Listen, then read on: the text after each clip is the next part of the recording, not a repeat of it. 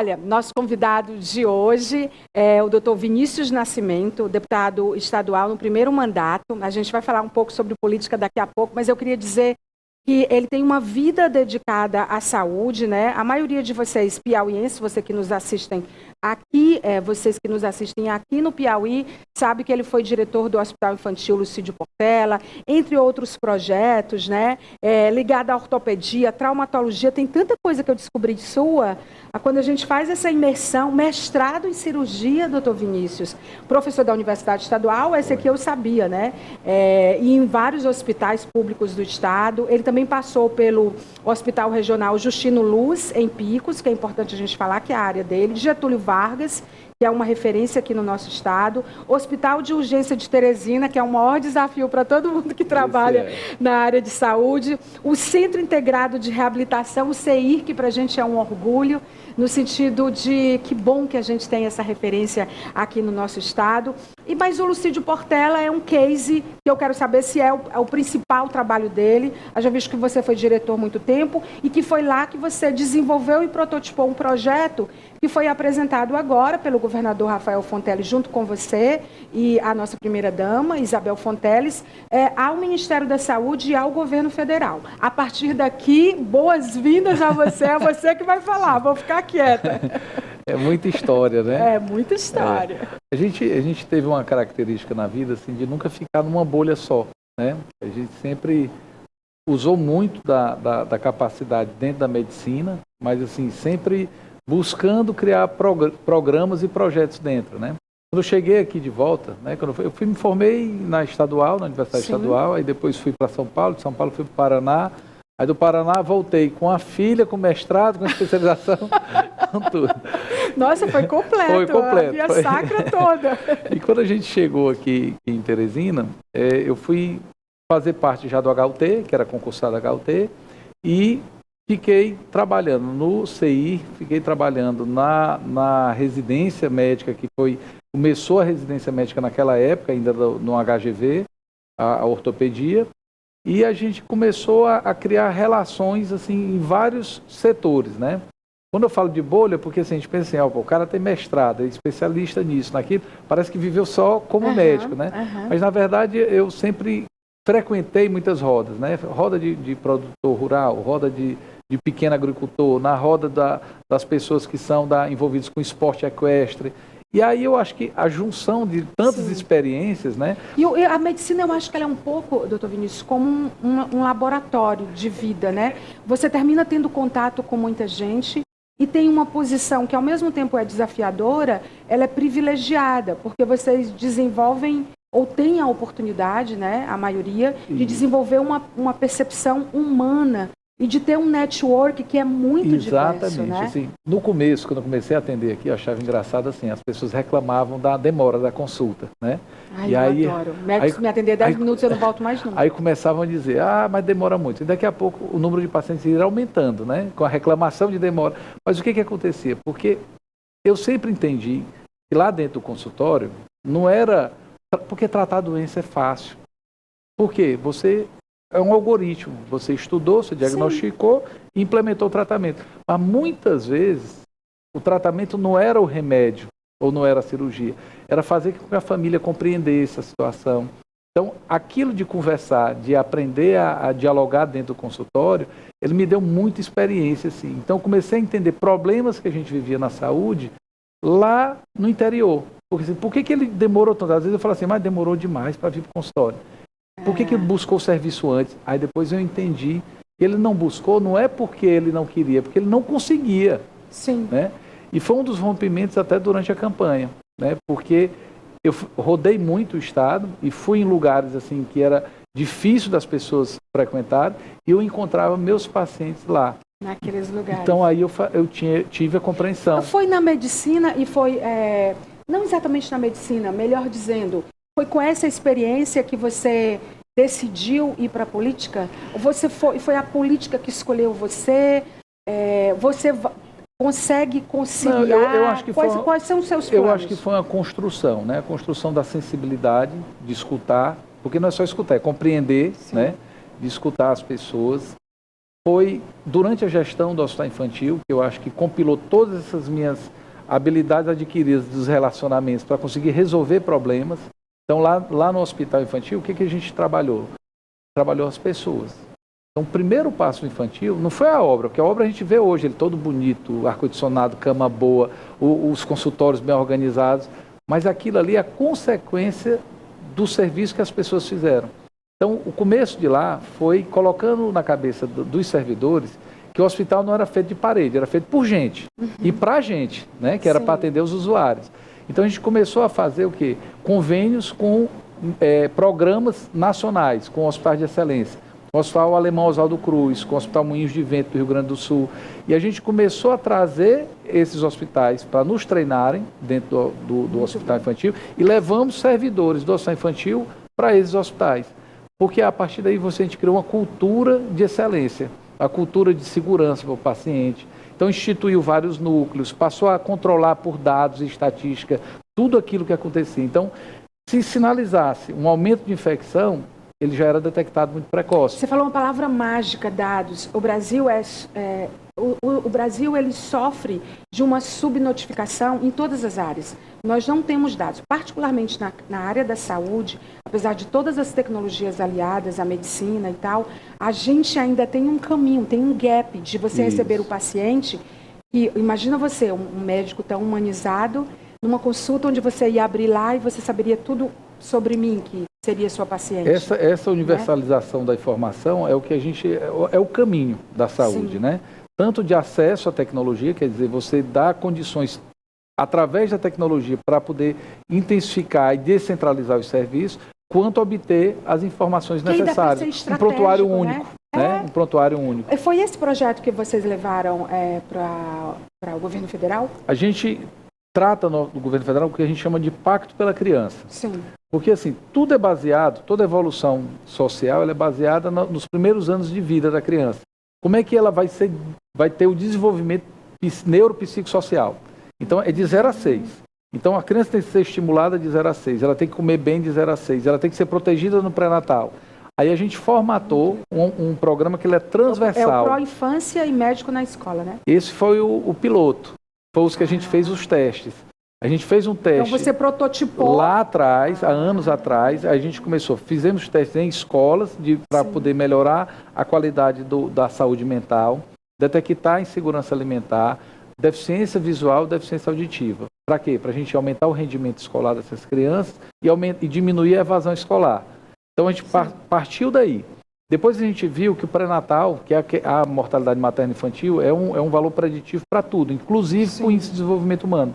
A gente fala assim, das cidades e dos lugares. A gente tem que chegar com o IDH em 2030 de 0,8. Se nós não avançarmos na queda da mortalidade materna infantil, a gente não vai atingir nunca esse IDH de 0,8. Sim, eu sou apaixonada por dados, eu estudo futuros, né? Então, assim, os dados e os indicadores, eles fazem meu olho brilhar. Quando alguém fala dado, opa, já fico mais atenta. Mas é assim que funciona. E eu vi já há alguns anos, isso não é recente, tanto que eu tenho certeza que a maioria de vocês sabe, e você também, doutor, que a criança, quando ela tem uma infecção média ou muito grave até os 6 anos de idade, a cognição dela fica prejudicada, isso tem um impacto na economia dos lugares, né? Interfere diretamente. Interfere completamente. Se a gente está falando aqui, vamos falar de ensino profissionalizante, né? Que a gente está agora numa pauta de envolver a escola estadual no ensino profissionalizante. Sim. Mas eu tenho que preparar essa criança antes. Ela tem que chegar lá bem nutrida, estimulada precocemente. Ela precisa ter todo o acesso à saúde naquela fase inicial, para quando chegar no ensino médio, ela está preparada para os desafios que vão vir pela frente. Então, o nosso pensamento da saúde é porque quando fala em saúde, a pessoa pensa no hospital, né? Como se fosse ali um procedimento. Não, e não é. A saúde... No hospital ela é a doença.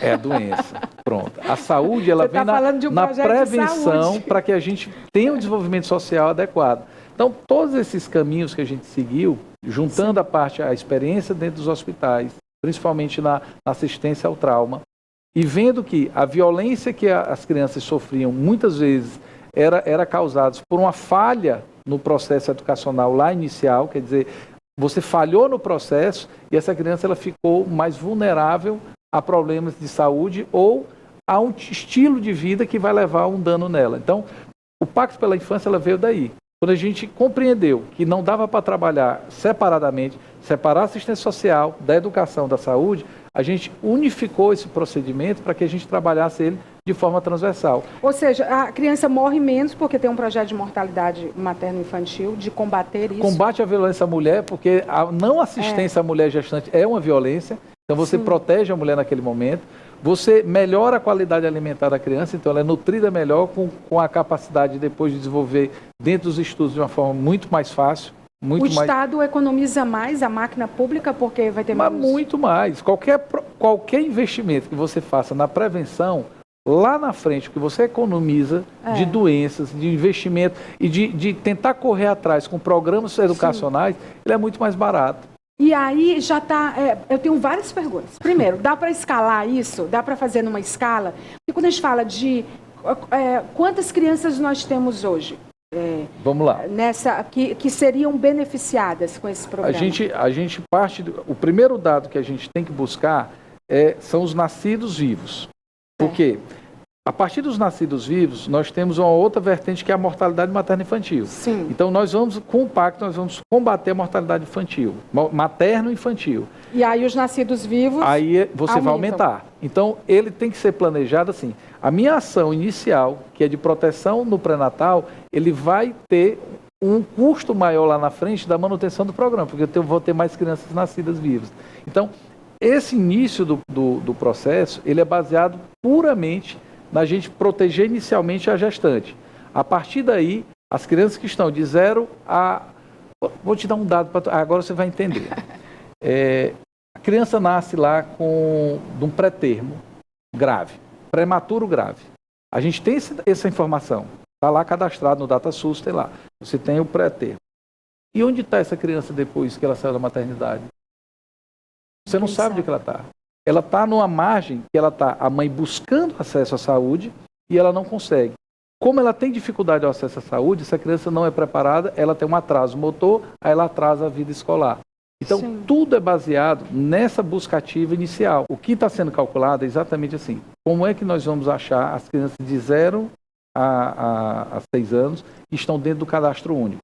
É por isso que a SASC está envolvida. Porque ela vai dar esse número. E aí o projeto que vocês apresentaram... A partir daí, são crianças do cadastro único que vão receber toda essa ação de benefício do programa. E o projeto já está certo que será aprovado pelo Ministério da Saúde? Está em que estado? Ele vai ser o Piauí, ele vai ser o modelo. A gente vai fazer o modelo aplicado aqui e daqui ele vai ser replicado a nível nacional. Mas igual como foi o Fome Zero, que teve primeiro aqui no Piauí, pronto. Isso é um laboratório que vai ser feito aqui no Piauí. Então hoje a gente está trabalhando junto à SASC para nos dar essa informação, quantas crianças nós temos de 0 a 6 anos. Nós temos o dado objetivo da mortalidade materno-infantil, e aí a gente vai, a partir desse dado, com o investimento que vai ter que ser de infraestrutura, tecnologia... Vocês vão ter que ter dado na área de educação, dado todos de esses saúde, dados. Por exemplo, eu pedi agora assim, eu quero as 21 piores escolas de rendimento escolar do Estado. E aí agora a SEDUC está para nos dar essa informação. Porque para a gente fazer a aplicação dentro da escola, eu tenho que ter um dado objetivo inicial. Mas a educação infantil é municipal. Ela é municipal, mas ela é casada. Porque como a gente vai investir aquele programa de alfabetização na idade certa, e aí passa pelo Estado o financiamento, a gente vai precisar primeiro dessa informação. E a partir daí que a gente começa a fazer a aplicação dos recursos. Esse projeto, então, ele começa a rodar esse ano ainda? Esse ano. Está na fase toda de levantamento de dados. Já foi apresentado a ideia e já teve uma sinalização de que vai ser prototipado já foi apresentada a ideia do inicial, que era o Pró-Infância, que já era estruturado no Piauí todo, regionalmente. Foi estruturado a ideia da melhoria da qualificação alimentar, que ele entra dentro do médico na escola, e aí a partir daí a gente segmentou, a gente tirou os fragmentos desses programas para criar o Pacto pela Criança, que foi a ideia que aí veio do governador. Nós vamos trabalhar de 0 a 6. Porque aí a gente vai ter uma geração protegida lá na frente. E aí você também tem, aí tem também, quem vai coordenar é a própria Isabel Fonteles. A Isabel, que é médica. Ela que está levantando todos os dados. O que a gente está fazendo? A gente montou a equipe para ela, estamos indicando as pessoas em cada lugar. A ideia dos programas iniciais, a gente filtrou o programa para passar para a doutora Isabel. E aí, ela, a partir de agora, ela está com a grande missão. Eu olho para você e eu estou falando com um médico o tempo todo. Cadê o político? O político, ele veio daí. Da política pública. Ele veio né? da política pública. Porque, assim, a gestão lá do infantil, ela me fez entender uma coisa. O que eu achava que era no começo? Eu ia pegar os dados, faturamento, organizar, executar aquilo que o Ministério da Saúde precisava para poder vir mais recursos e que naturalmente a coisa aconteceria. Aí eu entendi que no percurso não é assim. E precisa ter muito diálogo, precisa transitar. Você quis ir para outra ponta. Precisa transitar. Então, como é que a gente fez no infantil? Nós fizemos os projetos, entregamos tudo pronto lá. O que ia ter de rendimento se entregássemos mais 20 leitos? O que a gente teria se a gente implantasse um ambulatório de doenças raras? Qual o recurso que viria? E quanto é que eu precisaria gastar? É a história dos dados que você pede sempre. Quanto é que eu vou ter que gastar? Então, a gente fez esse beabá. São muitas áreas de atuação. E como é que a gente conseguiu fazer o recurso de lá? Porque a gente fez esse beabá antes. A gente calculou quanto é que precisava e a gente já dizia assim, se nós executarmos isso, vai vir tanto de investimento futuro. Eu entendi. Você quer atuar na área de política pública como médico. E a gente conseguiu, na verdade... Assim, isso como deputado. Eu consegui Porque eu olho para você, eu vejo um secretário, eu vejo um deputado, eu vejo um É a um mistura médico, do executivo, né? Pois é. Assim, onde é que você quer chegar? Eu acho que se a gente conseguir colocar esse projeto do Pacto pela Criança, se a gente implantar esse programa do Pró-Infância, que é de queda pura da mortalidade materna infantil, a gente vai ter, assim, um benefício tão grande que todas essas relações, tudo que foi criado, ele vale a pena a política. Por que ela vale a pena? Porque como é que eu conseguiria ter um diálogo direto com a ministra da Saúde para tratar de uma pauta tão delicada como essa, se não fosse através da política? A política, nós somos políticos. Aqui a gente está fazendo política, porque você está passando a ideia, você está transformando aqui uma fala numa ideia que vai chegar nas pessoas. Agora, precisa de alguém que empurre essa ideia até ela acontecer. Sim. Então, a política ela vem do ato do diálogo. E foi o que eu aprendi na gestão. Os 7 anos me fez aprender que quanto mais eu dialogar, mais fácil fica de solucionar problemas. Eu acho incrível isso. Então, esse andar da política, ele tem sido feito, criado pela minha expectativa de transformação. Quer dizer, eu sonhei num hospital, que ele fosse um hospital totalmente correto, do ponto de vista de processo de trabalho, mas que ele fosse humano. E a gente conseguiu juntar as duas coisas e está lá, um hospital que ele tem 95% de conformidade pela vigilância sanitária. Se tu pegar no Piauí todinho, tu não vai ter 5 hospitais, entre público e privado, que tem um índice desse de conformidade. Para ver a importância que é do processo de trabalho. Você chega na política, doutor Vinícius, e eu torço para que esse projeto, que pelo visto tem tudo para dar certo, né?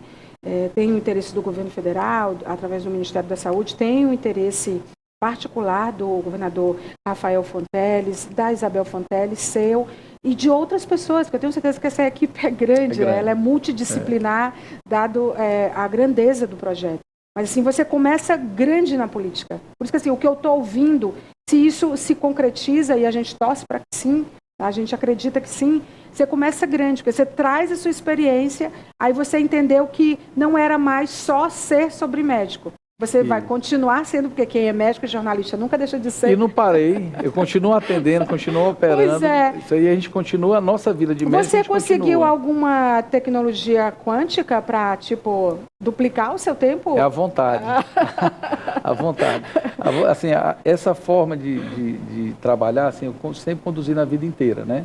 Até quando você fala lá no Justino Luiz, né? Quando eu fui para lá, foi num momento crítico, né? Precisou de montar uma equipe que solucionasse um problema na época lá, que era um volume muito grande de pacientes. Aí eu podia muito bem só ter montado a equipe e ter mandado, né? Não, mas eu fui para lá e ficava lá 72 horas, 2 vezes por mês. Você gosta de resolver problema. Porque se eu não vivo, eu não sinto. Então, se para eu te dar a solução, eu tenho que viver. Para encerrar a nossa entrevista, é por isso que você é hoje nessa foto o pré-candidato queridinho à Prefeitura de Teresina do governador Rafael Fonteles? Eu não sei se o queridinho do Rafael, mas eu acho que a gente está preparado para dialogar com todo mundo. Né? A ideia é que se você se viabiliza, você será o candidato dele, né? Se nós conseguirmos um diálogo dentro do partido, porque passa por um partido, aí do partido a gente vai para uma federação. Porque a gente tem que lembrar que hoje trabalhamos com a federação. Da federação é que a gente vai ter alguma história de pré-candidatura. O que eu digo? O que eu estou fazendo hoje é trabalhar com aquilo que eu me comprometi. Me comprometi durante a campanha. Colocar esses projetos para serem implantados, não é andar, é realmente serem implantados. E tudo aquilo que eu me comprometi com o setor produtivo, porque minha relação sempre foi muito grande com o setor produtivo, é que ele realmente aconteça. Porque eu penso sempre, estou sempre assim, é tecnologia associada com formação de pessoas. E tem dado certo. Então, eu acho que a junção disso, da capacidade de diálogo, formar esse grupo ao redor, que as pessoas acreditem realmente que é possível se montar um bloco para realmente ajudar o Estado e ajudar cidades pontualmente, a gente está preparado para isso. Vamos ver o que vai acontecer, né? Porque é muita concorrência também, né? Mas a política, ela é assim, ela é o diálogo mesmo. Então, e vocês todos se dão bem, os pré-candidatos. Você se dá bem com o Fábio Novo, com o presidente da Assembleia, Frezé.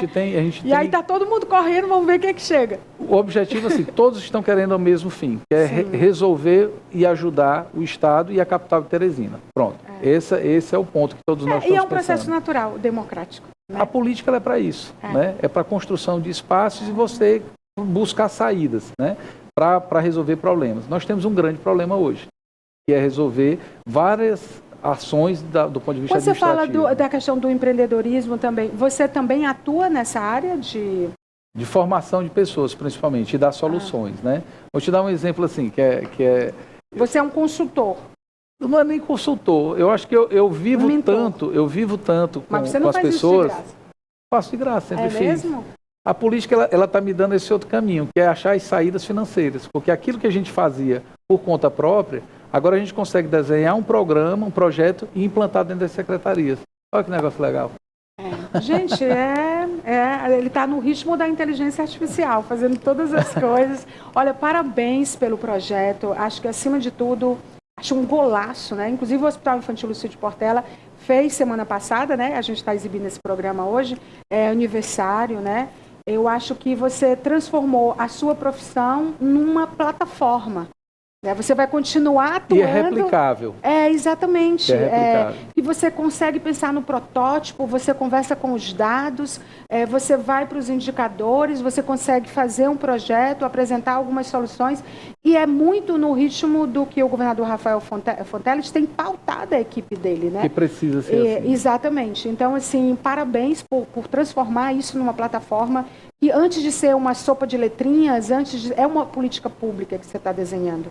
Então... Eu acho que um dos passos fundamentais, Maia, é a capacidade de juntar pessoas e fazê-las se empolgar para poder trabalhar com aquela ideia. Mobilizar, né? Fazer as pessoas realmente saírem da zona de conforto ou da zona de desconforto, né? Porque tem que sair das duas, né? Eu tive no aniversário do Hospital Infantil e uma das coisas que eu vi lá, que está mais vivo do que nunca a ideia de transformação do hospital. Então lá, quando a gente chegou, estava o secretário de saúde e a gente já pediu assim, aqui é um hospital de criança, e criança gosta de presente. Então eu falei, eu tenho um pedido de presente para o hospital, vamos avançar na política de deshospitalização. Tirar aquelas crianças de internação crônica, tem pacientes que estão internados há 8 anos. Então você imagina o dano social e o dano familiar que isso causa. Isso dá uma outra entrevista. Então, você imagina que o presente que eu pedi foi, acho que ele ia perguntar assim, vamos tirar me chamou muita atenção, deshospitalização. Você tem 2 processos que são fundamentais no avanço da saúde. É a deshospitalização de pacientes crônicos e a educação hospitalar. Que são as 2 coisas que nós fizemos lá dentro. Hoje tem uma sala de aula no Hospital Infantil, em que as crianças de internação compulsória e crônica, elas têm aula lá dentro, com pedagogos, com servidores da Secretaria de Educação. E o processo da gente tirar pacientes de internação crônica para ir para casa, dando as condições. Então, nós temos pacientes que foram para São Raimundo Nonato, que hoje tem internação domiciliar, com equipamentos, com equipe, com tudo. E a equipe ia lá e treinava. Nós temos pacientes que foram para o Maranhão. E tem dados de que... Olha os dados. E tem dados... A produção vai me matar, essa entrevista não acaba. E tem dados sobre... o índice de pacientes que foram beneficiados com a deshospitalização, que melhoraram nós só o estado de saúde? Nós só conseguimos hoje tirar 12% dos pacientes do hospital infantil, dos que estão internados. Por causa da estrutura que vocês têm que montar nas casas? Não por isso, pelos processos que envolvem as prefeituras. Porque então, as prefeituras é o que diálogo com isso. É o diálogo entre Estado é a política. É a política que a gente falou. Então, agora, se você for lá na casa, aqui em Teresina tem um paciente, é Manuel. Ele mora hoje na casa, portador de AME, é uma doença rara e depende de ventilador.